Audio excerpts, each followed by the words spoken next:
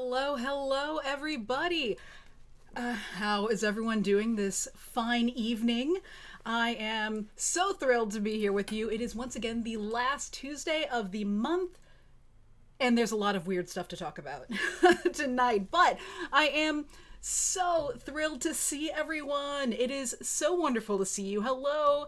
I'm going to try and go back and called everyone I see Bronx Smash. The Trues, the one true Swessel. Man, I'm sure I ruined it, but I see you, and that's what matters. Craig Horst, hello. Ice Bunny, it is so good to see you. I am so glad you're here, PWB. And Lone Jedi, it is so wonderful to see everyone. And I do have to point out, I did see on here, that, yes, Craig Horst, I saw that your dogs feel you may have too much spaghetti. And as an avid lover of pasta and all things starch-tastic myself, I may have to agree, because I noticed that I don't have any pasta here with me right now, and that saddens me.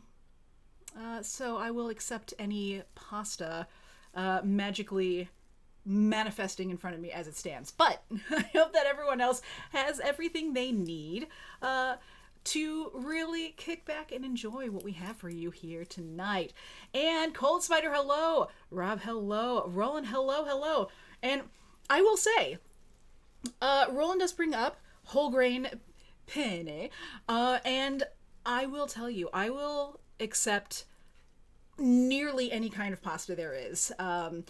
Val, hello. It is wonderful to see you too. I will say, so to introduce myself for anyone who somehow has not stumbled across me in the darker recesses of the internet, yes, I am Rockette Fox, your second favorite person, and I am here on the final Tuesday of every month to bring you the strange and delightful, and as of late, very animal-filled, maybe a little bit of reporter bias, I will admit, but I'm here to bring you the goods.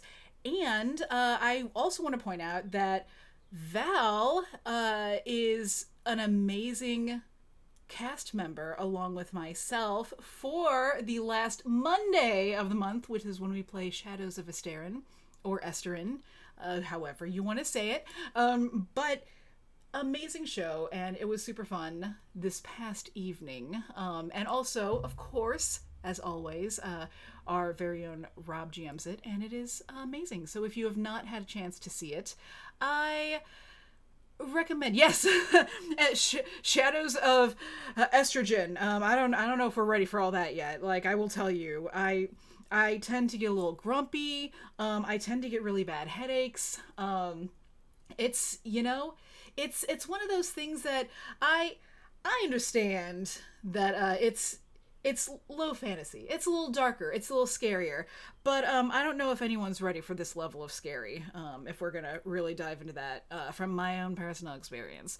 But but yes, Ice Bunny, the zoo is doing well. Thank you so much. And also, for anyone who knows me, you will also know that I have a number of pets in my house. They all belong here. They've all been brought in purposefully. They didn't just show up one day without anyone knowing about it. I knew. But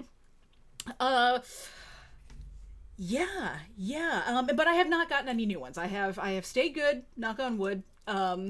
So we're doing well with that. And I do want to say too, this brings up another good point. Roland mentions here having squirrels, and there are squirrels outside near my house, but however, I did recently make a squirrel feeder, squirrel specific, that looks like a little front deck. It has a nice little patio table and little chairs and a little patio umbrella, and I have been staring out of my window waiting for the squirrels to get on it. I put the good stuff out there. They've got raw almonds and everything, and they don't know what they're missing out on yet, but they will. All of that to say that I actually did a little tutorial on how to make your own with stuff from the dollar store, so you can follow me on the socials and such if you want to make it yourself, watch it, enjoy, anything like that. But if you look me up by name, Rockette Fox, you will find me. Yeah. So, and I whilst I would love to pick up more random pets, I am trying to be good. But that is a good idea of actually making an account for the squirrels once they have accepted my generous offerings of love and almonds. But that being said, let's jump on in. And also do have to say, Ice Bunny, I'm so sorry you do not have access to this dollar store. It might be a stateside only phenomenon, but I am addicted to it in a bad kind of way. So that being said, let's jump right in. It is March. It is more or less the end of March, the last Tuesday, and one of the first things I wanted to do was throw out a little love, a moment of remembrance, if you will. So you may notice from this image I have here that we have one of the originals, the fantastic number of original monsters, and this is, yes, the creature from the Black Lagoon, who was acted by I'm gonna say Ricou Browning, Ricou Browning. Anyway, the point of this being is that at the beginning of this month, unfortunately, he did pass away. And so Ricou Browning was actually a known swimmer, as it sounds, but all the underwater kind of lagoon stuff was practical, which are some of my favorite effects in use. But yeah, so he had played I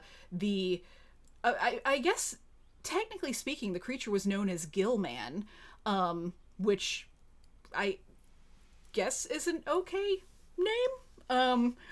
And oh my gosh, Coldrake, I see you, and you're actually just in time. We're just getting started.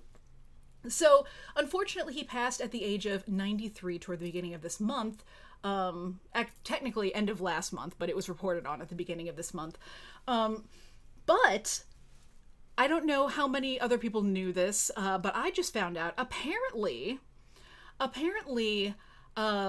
Ricou Browning not only played Gillman, he also collaborated to write on the 1963 movie of the name Flipper and the popular TV series that subsequently followed.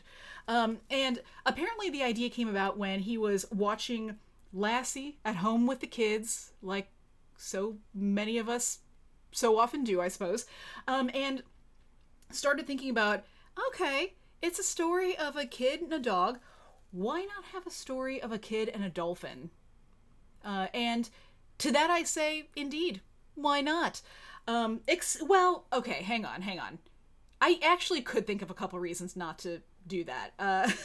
One reason of which, dolphins, sure, they're cute. They're very intelligent. They're mischievous. They're fun. They're also, naturally, they're a little rapey. So that's something. But simpler times. We weren't thinking about we've really come a long way in what we stand for and stand against in media. So needless to say, Ricou Browning did have a part to play in Flipper. Excuse me.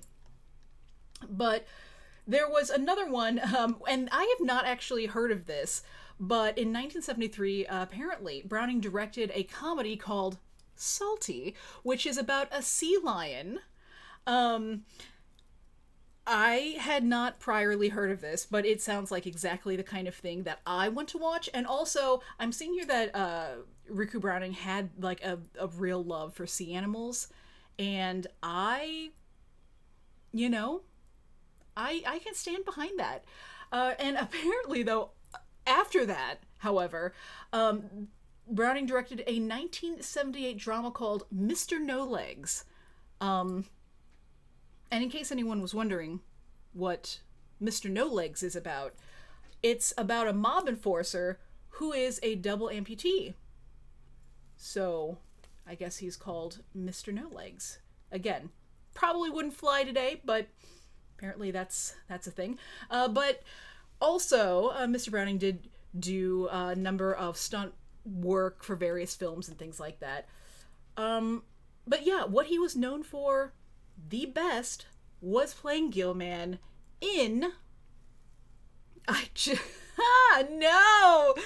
You know what? I had to stop right there because Coldrake states, Mr. No Legs, ellipses, precursor to the human centipede, which makes me so sad. So very, very sad. I don't like anything about that. Neat. No. But yeah, so he did a great number of things. And I do have here there he is. There's our guy.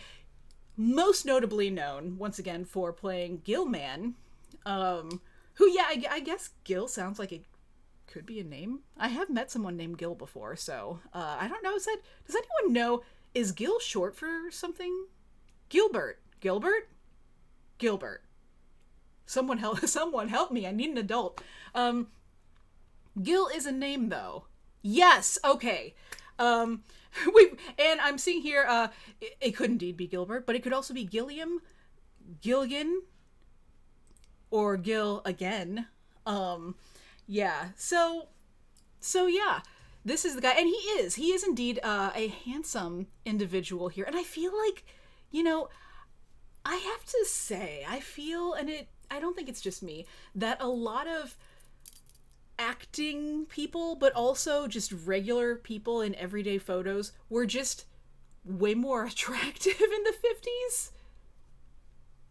I don't know, and maybe it's just because everyone had this kind of like, we just experienced a major world war, but we're still like putting ourselves together and wearing clothes that are tailored to fit us very well, which makes a huge difference. I do want to point that out.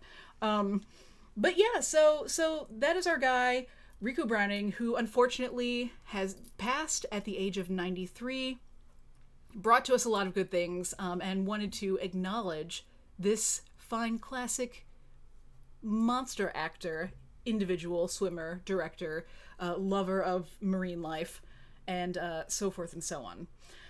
And speaking of people who are a little bit up there in age, just slightly, this may, on the surface, appear to be a regular hockey player, any hockey player, but it's not. This is, in fact, a woman named Linda Sinrod of Lorton, Virginia. Now, Linda Sinrod, who is that, you may ask? And I was personally shocked that I had not heard of her before this. But apparently she only recently got into the Guinness Book of World Records, that is right, as of March 17th, as the oldest female hockey player. That's right, Linda Sinrod is 82 years old, and evidently she was a figure skater before becoming enamored with hockey at the ripe old age of 35, ... Which, if that's the ripe old age, then I am practically dead. But yeah, she became fascinated with hockey at the age of 35 when a friend asked if she wanted to try just playing when they visited a frozen pond. Evidently, Sinrod enjoyed playing so much she became a founding member of the first women's hockey team in the Washington, D.C. area. And she's, in this article I'm looking at, she says, quote, "After retiring, I looked up what my old teammates were doing and found that one was coaching the Prince William Wildcats team. So, at 67, I decided to join that team." Now, evidently, At age 75, her teammates did ask her to leave the team. And apparently, it's stated here that she was asked to leave the team because she was struggling to keep up, at 75 years old. I would also propose that possibly, and this would at least be my thinking if I were here and playing on said team, or even in the league that would play against said team, I would be afraid of injury for this woman. If I were playing against her, I would not check her because I would be afraid. Excuse me. But yeah, so apparently though, she didn't want to give up hockey, so she started playing in a women's league that would choose teams twice a year. So it's a women's league that actually, I guess, rotates players. And she says that she had always been the oldest person playing. So she had been curious as to how old the oldest female hockey player was. And eventually, as she got to be 80, she checked the Guinness Book of World Records to see how old the oldest was. And at that point, the article ends there. I'm not necessarily sure how old the person was at that point, but now at age 86, she is in fact the oldest. And also, Cold Spider, have a wonderful time at work. Thank you so much for joining. And I'm gonna chuck my gum away before it starts chewing me back. So yes, here is a patented golf clap for Linda Sinrod of Lorton, Virginia, who is now officially, according to Guinness Book of World Records, the oldest female hockey player. Yay for you, Linda. Yeah, so scary. Just in the idea of playing what is really a pretty contact-heavy sport with I would be afraid. I would have fears. So the next story I have for you, unfortunately, is a little bit of a sad story. So I don't want to upset anyone, so I want to set that expectation going in. Wine. We know it. We love it. But what happened not long ago this month? It's true. Apparently, my pictures are out of order, and that is truly a tragedy. So I will just keep that up for now as I switch over the picture. I'll tell you the story, and then you can see the carnage for yourself. It makes me very sad, but so apparently the California Highway Patrol had to send out cleanup crews. Why, you may ask, and you know where this is going. A truck overturned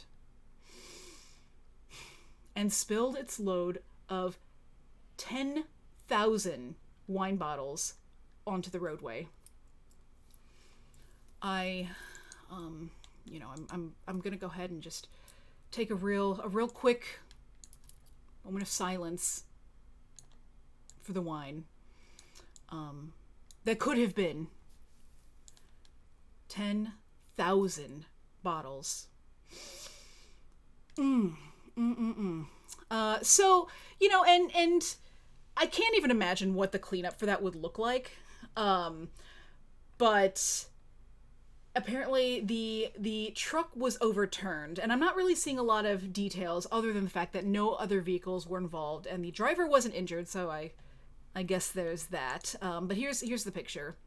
Oh, that is a straight tragedy. I'm actually, it looks like for the most part the bottles actually don't look broken. Which that's good. And it does seem, wait, nope. That's right. It does seem, I'm getting here. I'm getting news. Apparently, well, we can all relax. Apparently it was 10,000 empty wine bottles. So no wine was spilled. No tragedy truly occurred, but that could have been 10,000 full wine bottles. So I think really, this goes to show that we need to really be paying more attention to traffic safety, because that could have been basically like 10,000 really fun nights. You know, or yes, one fantastic spring break weekend. But it does look like the bottles didn't break. So that's good. Although I feel like after there's been, well, first off, after there's been a spill, like unless there's another big truck coming along behind to carry them away, I don't know who's taking them where. But also, if they didn't break and they fell out like that, can they be sent along and reused? Question mark. I feel like because, you know, a food, you know, food, a consumable goes inside them, I feel like they probably would be soiled in some I don't know. But yeah, so yeah, and then that makes sense too. The one true Swessel does mention that there could be microfractures, and I feel too, if there are any that were broken at all, like I can't even imagine like the possibility of it getting into some of the other bottles, and then you put wine down in there, and then all of a sudden you're drinking broken glass, and what you thought was a fun wine-filled evening is now like glass shards in your throat. So you know, I feel like that could end in a real bummer of a way. But yes, no, Ice Bunny, you are correct. So yeah, in the US, you have to be 21 before you are allowed to officially drink, you know, amongst the people, which I at least am of age, so I could enjoy. But yes, we do not condone illegal behaviors here, so say what you will, but I will still weep over these fallen wine bottles. So next up, speaking of real crimes, high school. You know, some people claim that it's the best years of your life. And I make a face, and I make real big air quotes because I refuse to quantify any time that is in my past as the best times of my life, much less before I was, once again, legal age to drink. You know, I don't particularly find having to, like, sneak whatever or sneak around with your significant other to be best. I don't find that particularly, I would not return to that, personally. That's not something that I would do. Yeah, and there's so much that goes along with it, right? Like, having to ask before you go to the bathroom? No. I don't like that. You know, and having a curfew and all this, I'm an adult. I go to bed when I want, whether or not that's 10 p.m. or 3 p.m. 3 a.m. Yeah. 10 p.m. or 3 a.m. I will have you know there is no in between for me. If I'm up past 10 p.m., it's straight on through. But yeah, so apparently there are people who do feel, though, that high school was a nice time. And I do recall in the past, we have covered a story where certain individuals snuck into school, you know, college and things like this to pass themselves off as students for some odd reason. So it's happened again. And I don't even know how, like, I will have to just say it straight as it is, but apparently a 29-year-old woman was accused of using false documents to enroll as a New Jersey high school student and attend classes over a 4-day period before apparently someone caught on that she was like a year away from being 30. So, excuse. So, apparently, and this is the woman is a South Korean citizen who, when I saw, I was like, oh, no. Which I guess makes it a little bit, I mean, people always think I'm a lot younger, so, I guess it makes sense that maybe she'd be more able to pass, but apparently she came to the U.S. Alone when she was 16 to attend a private boarding school, and she later graduated from Rutgers University in 2019 as a lawyer, so she is a lawyer. But she also says that she had no nefarious intentions when enrolling at the New Brunswick High School in January. She quote, was seeking to return to a place of safety and welcoming and an environment that she looked back on fondly. So apparently she had a better and more inclusive experience in high school, which, you know what? Good for you. If you had a, and like, I didn't have a bad experience in high school necessarily, but you know, if you had a great experience, that's fine. But going back to it as an adult, that's not fine. That's not something to do. That's creepy. So she was discovered after, I think, about 4 days. And yeah, so also, well, and the thing about that too, Craghorse brings up, hopefully she didn't date her classmates. And I feel like 4 days is real quick to jump on the, like, relationship bandwagon. But then again, high school. But apparently, authorities have said that the woman got the phone numbers of students who helped her find her way through the school and has continued to text some of them days after her ruse was discovered. She was barred from entering the school grounds in the district, and officials have advised the students not to have any contact with her. Which I feel like they should also advise her not to be texting these students who are teenagers. So, you know what? There's so much about it that, like, the thing is, people who are experiencing a difficult time, perhaps a trauma of some kind, may seek comfort and solace in, and I understand that, in something familiar, right? In maybe you had a good experience and you want to go back to that. And, you know, maybe sometime you could sit down and meditate on it and think about, maybe journal, maybe write something, but do not falsify your birth certificate and actually become a high school student. Also, listen, I understand that as somebody who's now, I think, like 2 decades older than I was when I graduated, but I feel like I can look at a lot of people who are maybe in their early 20s and feel like they look young, you know, much less trying to pass off as an actual teenager. So yeah, I just if you're gonna do it, and I'm not saying to do it, I'm not saying to do that, but if someone is going to try and go back to school as a student, there's nothing stopping anyone from enrolling as a student as an adult. Like, you could go back to college as an adult. That's done. That's totally fine, and I think that's respectable. Do that. Don't go to high school again. Anyway, I'm tangenting on it because it freaks me out, but and hello to Lil Bones, who possesses the littlest bones on the internet. It is wonderful to see you. 29-year-old lawyer back at high school. We need to move on. We need to move on to something a little lighter. Something about escaped convicts. So that being said, yes, let's see here. Let me, nope, that's not the right, I don't know what happened here. All of my things are out of order. It's terrible. All my pictures are completely misordered. Well, I didn't actually have a picture for the story, so I'll just tell it to you real quick.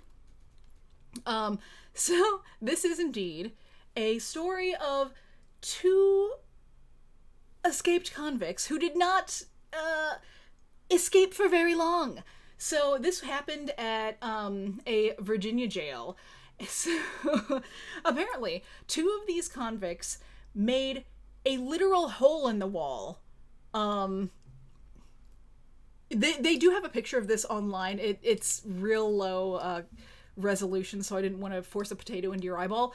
But they made a hole that looks like a literal, if you watch a cartoon where people escape from jail and there is a literal hole in the wall, that is what it is. They made a hole in the wall.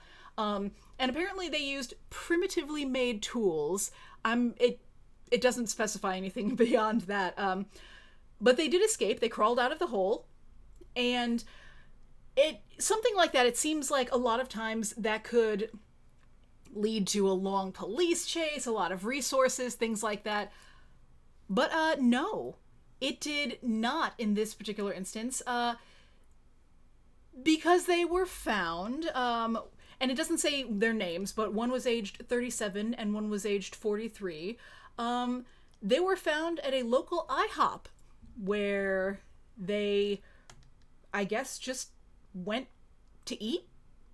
Pancakes are not very good in prison, I'm assuming. But yeah, so they just went to the IHOP, and then people called to, let the authorities know that they were there, enjoying themselves some pancakes, maybe some waffles, maybe some crepes, because I've seen some advertisements that they have crepes now. But yeah, so they went to the IHOP and just kind of hung out. Good for them! But moving along to other convicts, that is what I have here. And so this is a story. And yes, to answer that question, the one true Swessel, I believe they were still in their prison clothes. ... Not big thinkers. But this one, which I actually do have the appropriate video up for, so this was in Seoul, South Korea. There was an escape artist. His name is Sero, Sero, who was born into the zoo in 2021. Nice young zebra. And what happened, you see, was that somehow, some way, the said zebra named Sero managed to escape and then wandered about the streets of Seoul, being a zebra, doing just zebra things. And the zoo is investigating how the zebra managed to escape. There is talk that perhaps he partially destroyed the wooden fence surrounding his pen before busting out at approximately 2:50 p.m. But yeah, we have here actually, and I want to share this, because we do in fact have footage of Sarah the zebra. So let's get to this, and let me fix my sound here so we can get the full experience.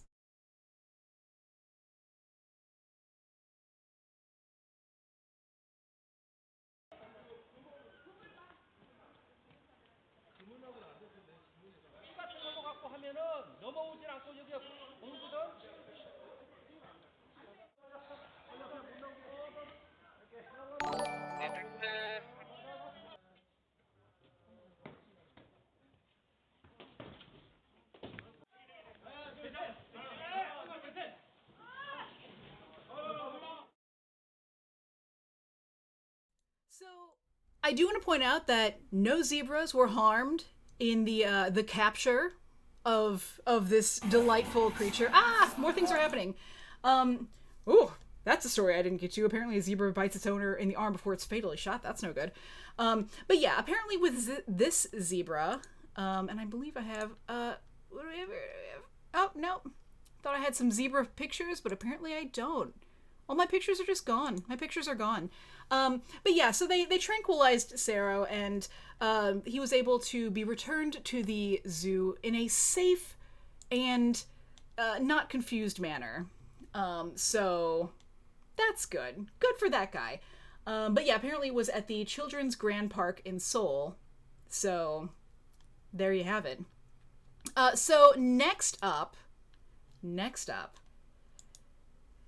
speaking of animal criminals, and I do want to point out that there are a fair number of animal stories we have here again, and I don't know if it's just that nature is going nuts. I actually came across a lot of zoo animals escaping.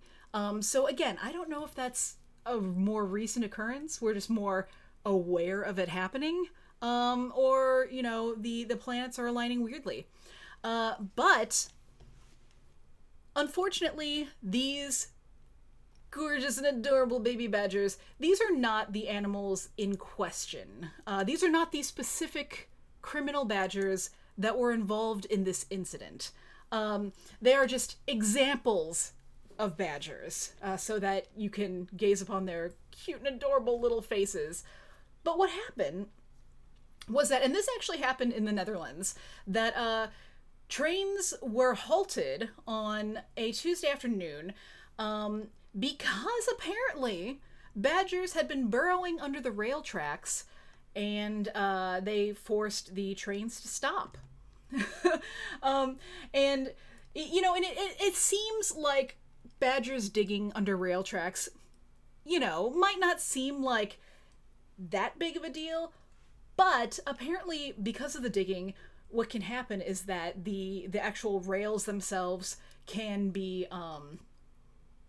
jeopardized in their strength, security. There's a word for this that I'm looking at, but I can't think of it.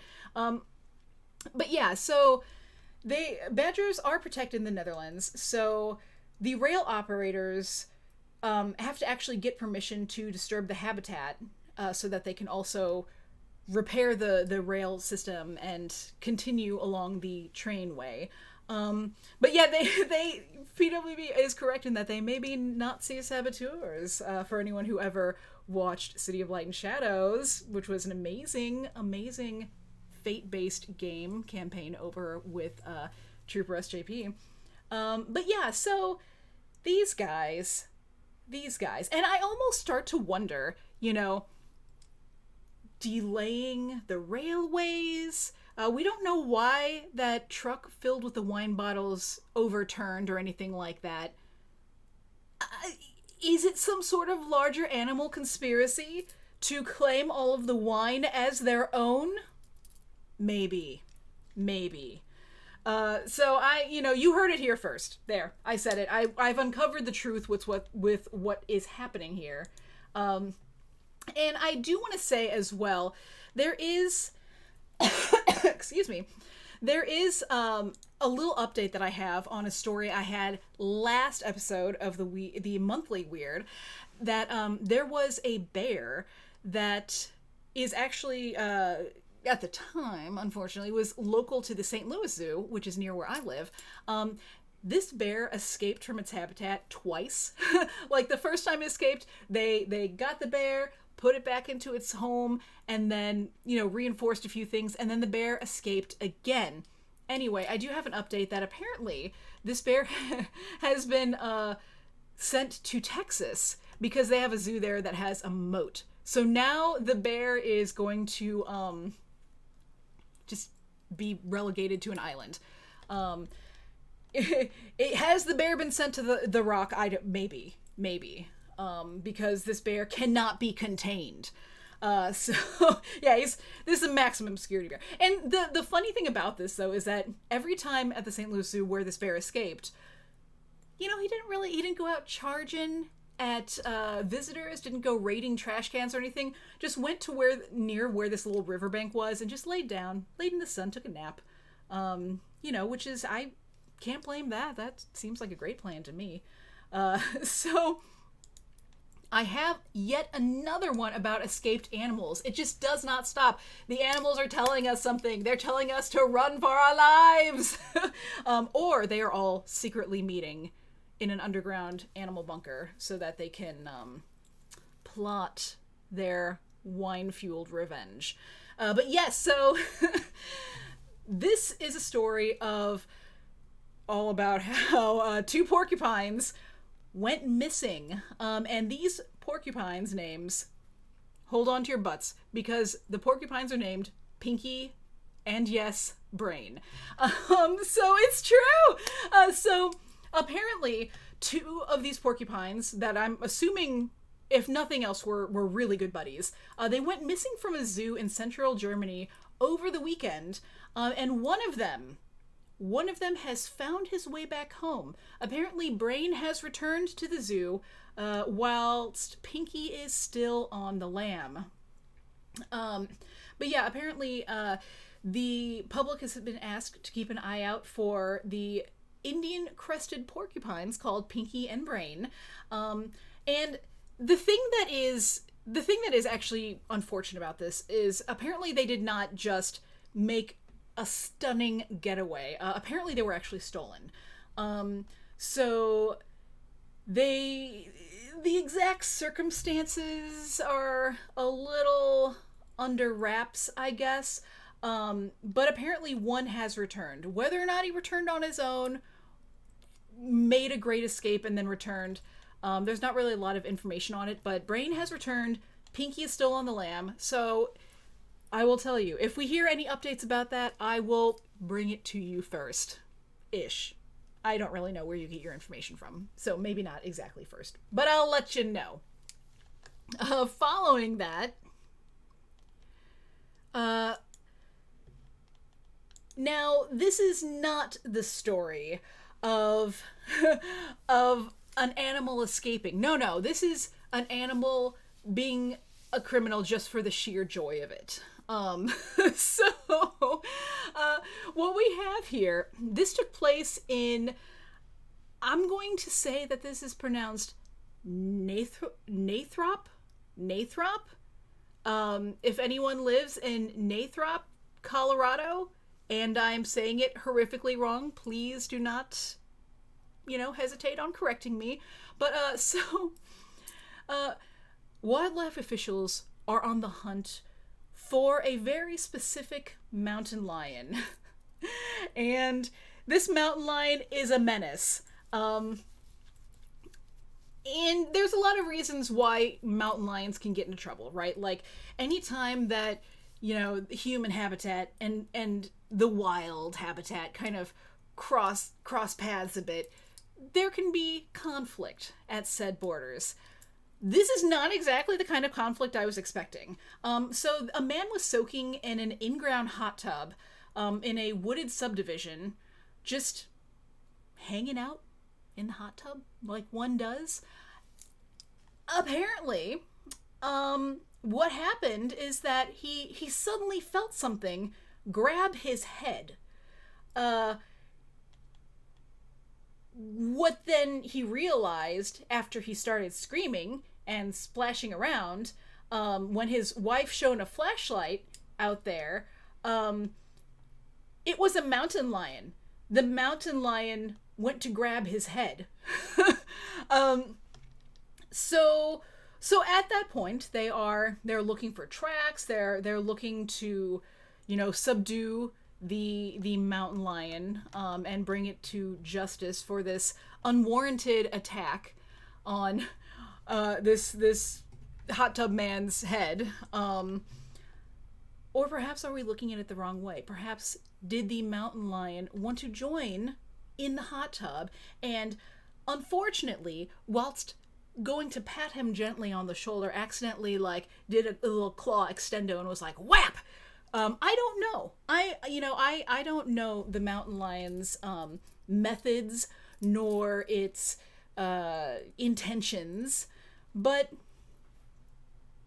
I'm just saying, we don't know what was really going on with this mountain lion. We do, however, know that the mountain lion has not yet been brought to justice, so the hunt is still on. Now, I once again go back to another so many good animal escapes. And one of the things that I love about animal escapes these days is that, normally speaking, there is a lot of footage. So, oh my gosh. So this is absolutely wild to me. Everything about this that I love. So there was an escape, and not only was it, it wasn't a zoo animal that escaped, but and Volpes, hello. And well, this was an angry cougar though, so I don't know about the seduction, although it did involve a hot tub, so there you have it. But yes, so this is the story of a piglet who was actually a pet, someone's pet piglet. And this happened in a New Hampshire town where the piglet, who is an 8-week-old pet pig named Simon, apparently had been on the loose since Sunday at the time of this happening. So on Wednesday, a mere few days later, Tori Gamici, Gamachi, Tori, went out to actually find the piglet. And you know what I mean? Like, especially if it's a piglet's pretty small. You know, I mean, pigs can get pretty large, and I imagine take care of themselves fairly well. But it's, you know, a baby piglet, so little and so helpless. And especially if it's in a residential area, there's cars driving, you don't want to get hit by something. So Tori goes out to try and locate Simon. And she says that she spent about 2 hours working, once she located said Simon, to gain the piglet's trust before he came close enough that she could safely grab a hold of him. And then apparently after that, Simon was safely reunited with his family. Let's watch.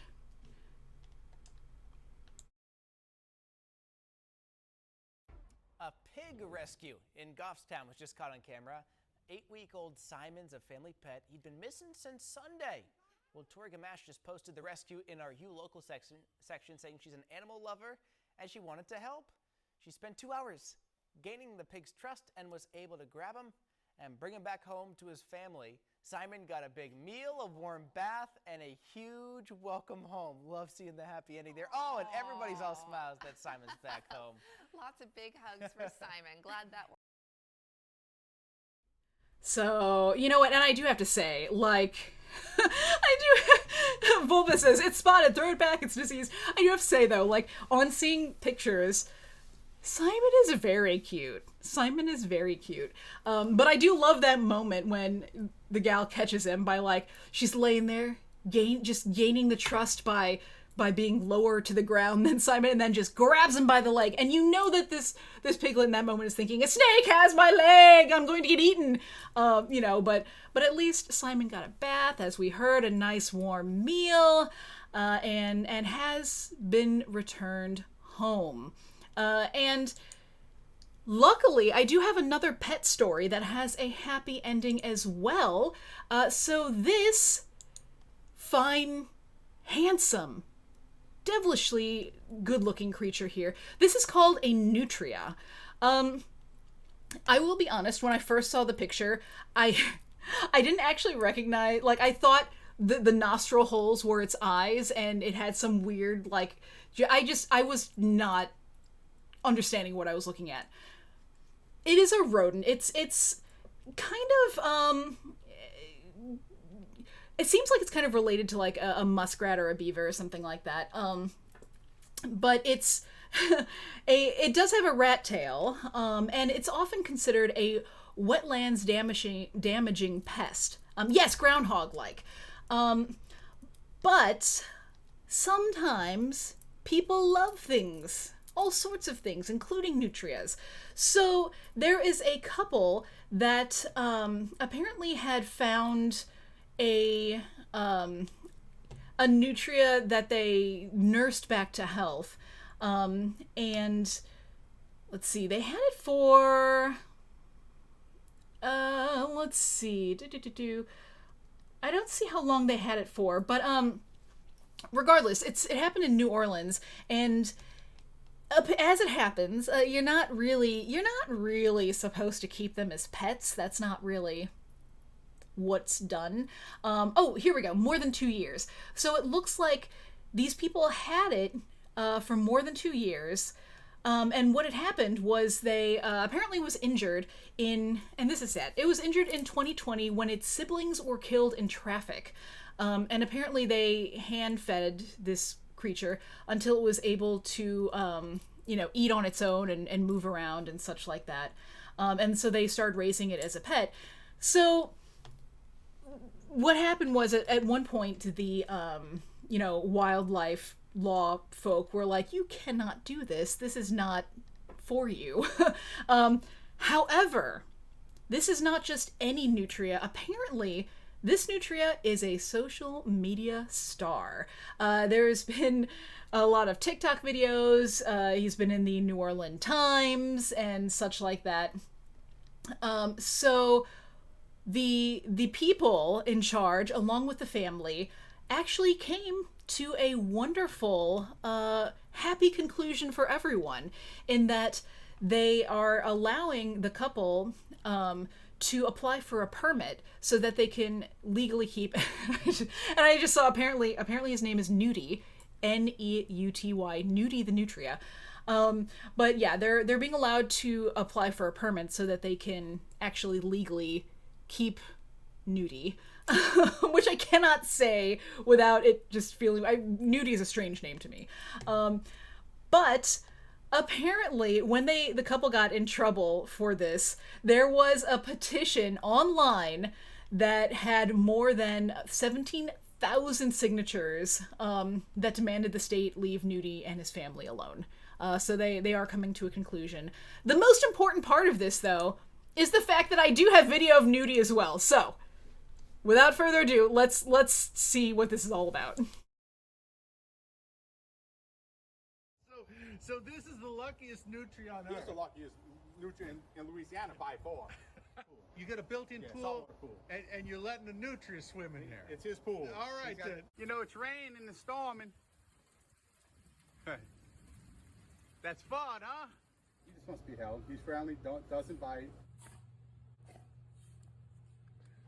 And then we throw a couple old beach towels on a den floor. Yeah.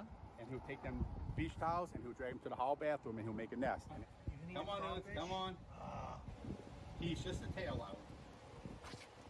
Well, you are obviously a very kind person. You stopped to help the nutria. I always thought they was cute little animals, you know. Uh-huh. And I just felt bad. The poor little thing, you know, his siblings got ran over. And he was kind of just curled up in the street crying. And that was it. I guess, you know, I saved him. Well, good for you, man. He likes me. Oh, yeah, he likes everybody. Oh, that's good.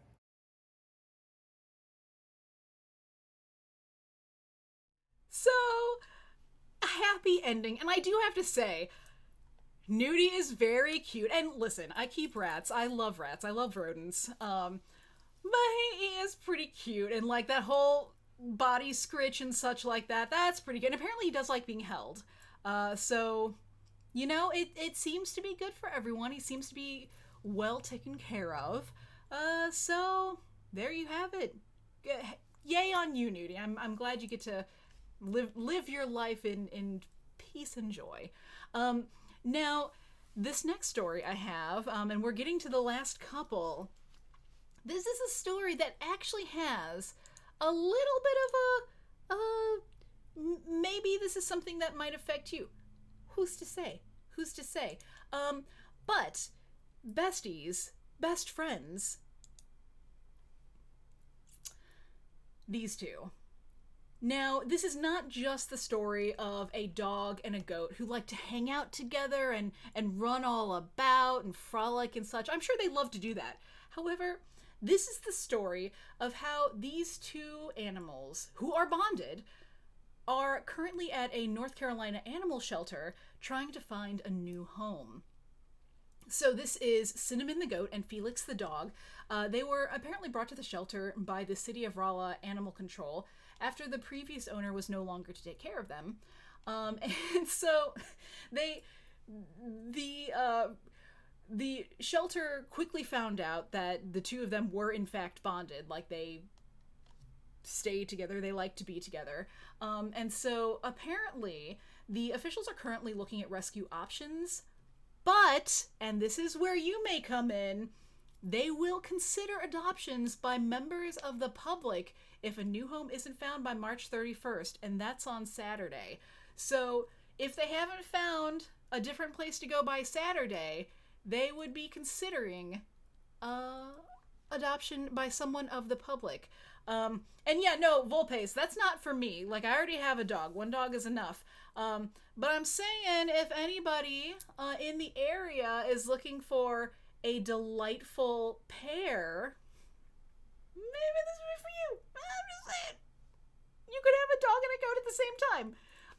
And, you know, I mean, goats are basically like dogs in that they're cute and fuzzy, and dogs are basically like goats in that they eat everything. Right? No difference there. So, this I thought was just, you know, we've definitely seen instances of animals from different species bonding, and people always find it really interesting, but this is the first time I've seen a story like this where they're actually up for adoption as well. And I you know, it's hard enough for animals to get adopted, if they're older, or if they're a breed that people aren't really as interested in. I can only imagine that it is that much more difficult for them to be adopted when they're an unusual pairing. However, and on the brighter side, I definitely feel like there's an aspect of this. It's so unusual that I feel like it might bring the attention that will help them get adopted a little bit quicker than otherwise. So I could see it going either way. But hopefully, Cinnamon and excuse me. Hopefully, Cinnamon and Felix find a good home together soon. And yeah, it's said by the shelter director that Cinnamon, once again the goat, is so attached to Felix, the dog, that she will cry when the two animals are separated. So they are kept together.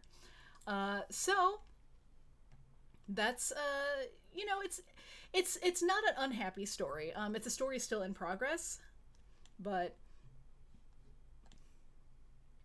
now I have here something that is geared a little more toward the science news of the month. This may look like a piece of poop under a cloche, but it is not. What this is, it is a meatball made of lab-grown cultured meat that was genetically sequenced from a mammoth. A mammoth meatball. Lab-grown mammoth meatball. So,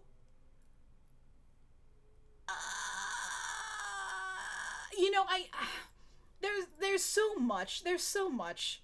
Like, I don't have any ethical issues with lab-grown meat or anything. I find it a little creepy, but for more sci-fi reasons than, practical ones. Lab-grown meat, totally fine. I think that's fine. It does, like, when I saw it, all I could think is that it looked like an elephant poop, is what I thought it looked like. Or maybe a giant rabbit or something like that. So that I don't like.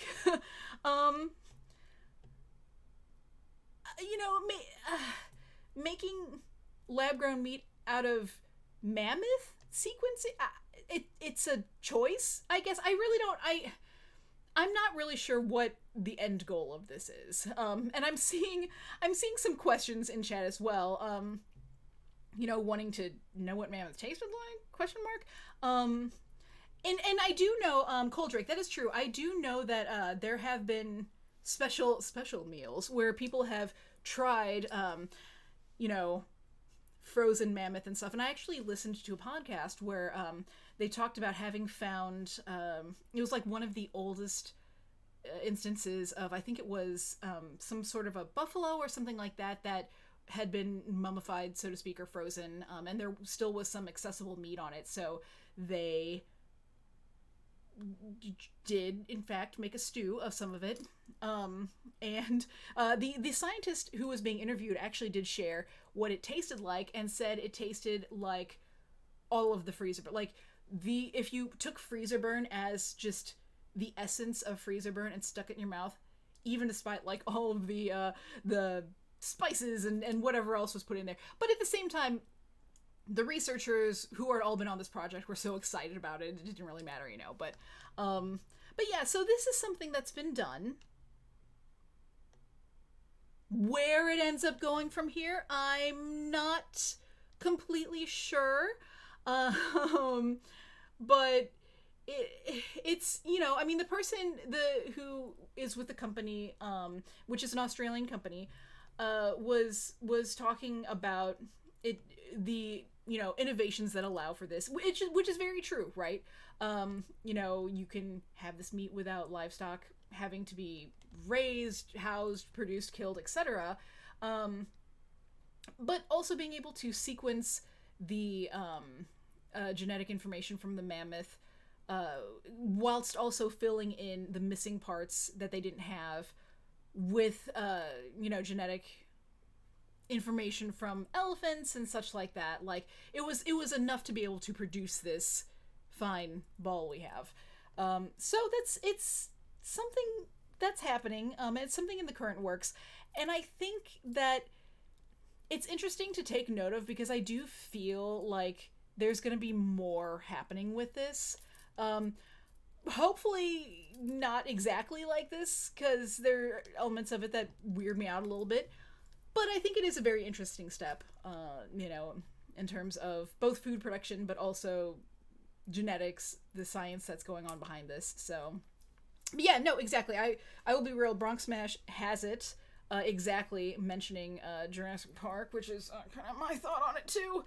But yeah, so that's it. That's really to be aware of. And so the next thing is that apparently future NASA people are going to have sleeker spacesuits, and I say it's about damn time. We have been dealing with those bulky, old-timey spacesuits for far too long, since the 60s. It's about time for there to be a little bit of an upgrade. So apparently, currently a more flexible, sleeker spacesuit that comes in different sizes is being worked on and developed in this moment. And apparently they are planning to probably not unveil, but actually launch the line of spacesuits later in the decade, when they plan to actually do a lunar walk with them. The new suits not only look better, but they should provide greater flexibility and more protection from the moon's harsh environment. And again, coming in a wider range of sizes. And you know what this means. This means that we will all get to look a lot slicker when we have to move to our lunar moon bases. But,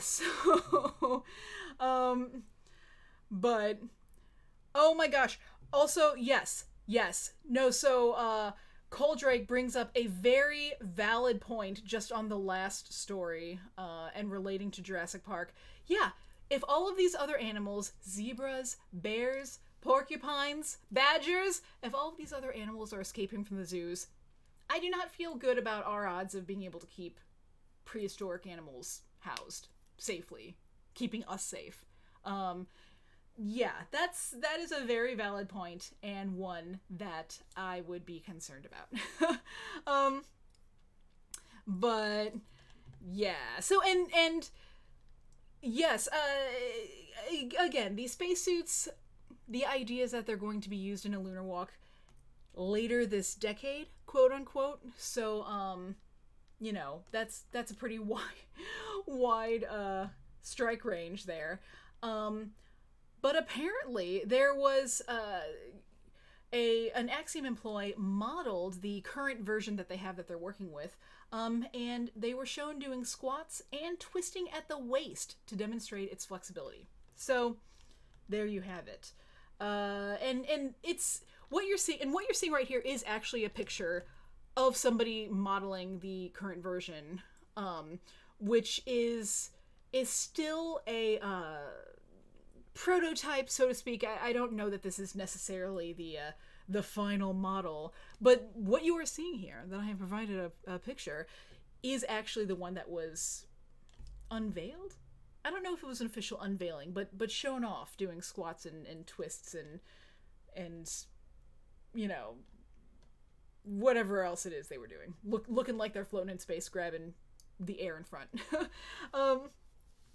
So we are now at the very last story I have for you. And that is a story of golf. Yes, that's right. But by a story of golf, I mean it is a story of elk. And a lot of elk.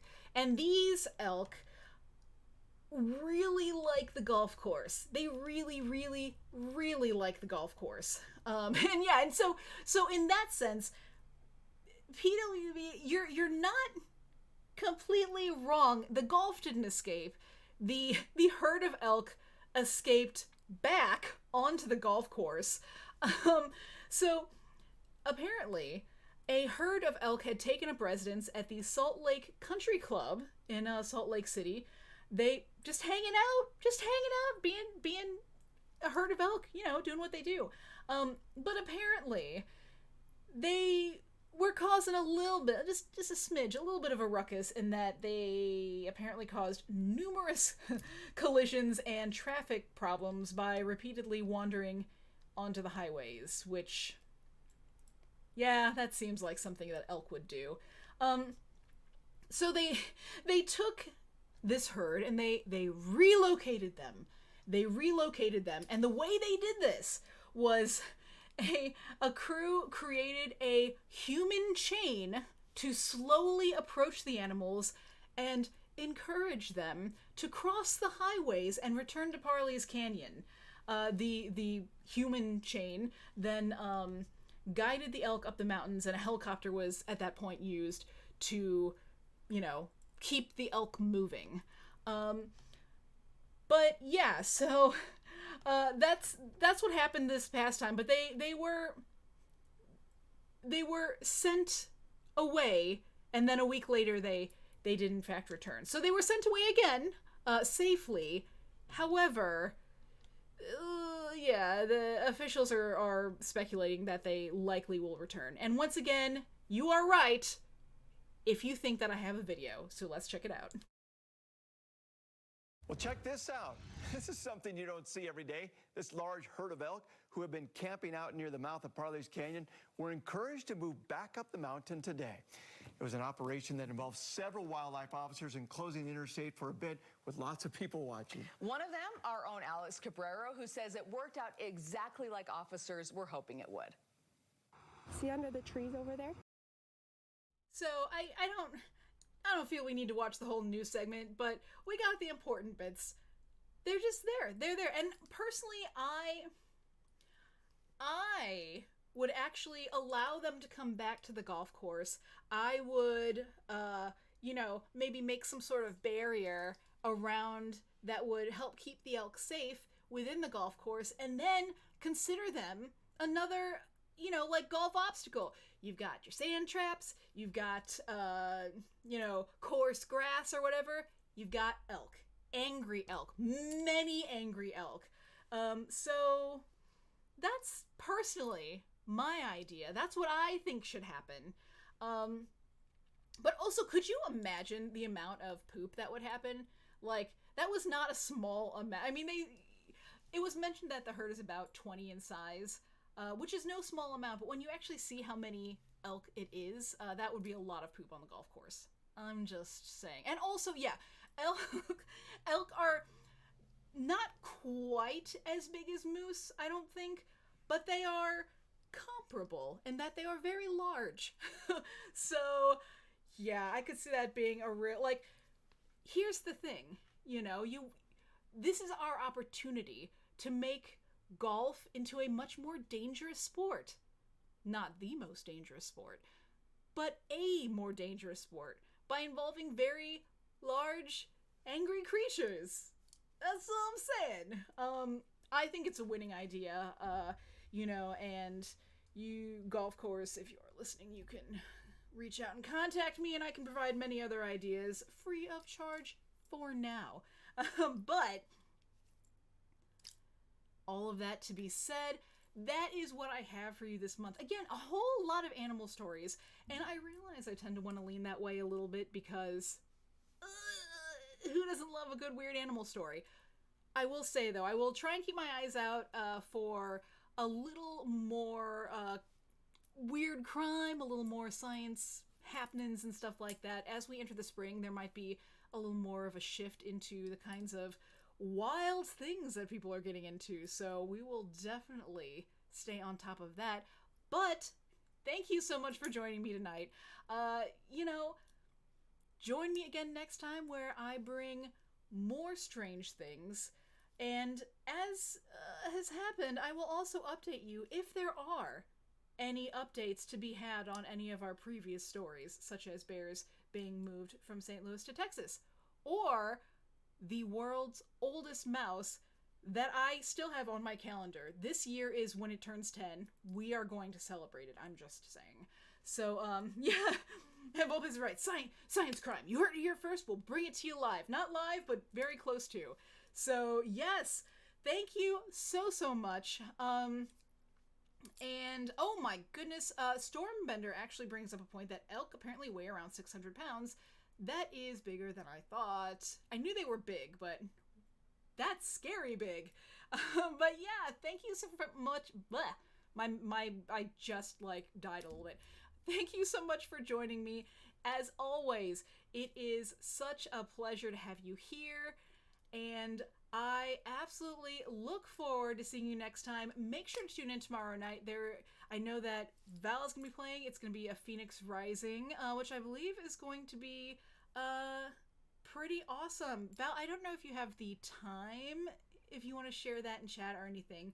But yeah, make sure to be back tomorrow night. There's going to be some amazing things going on.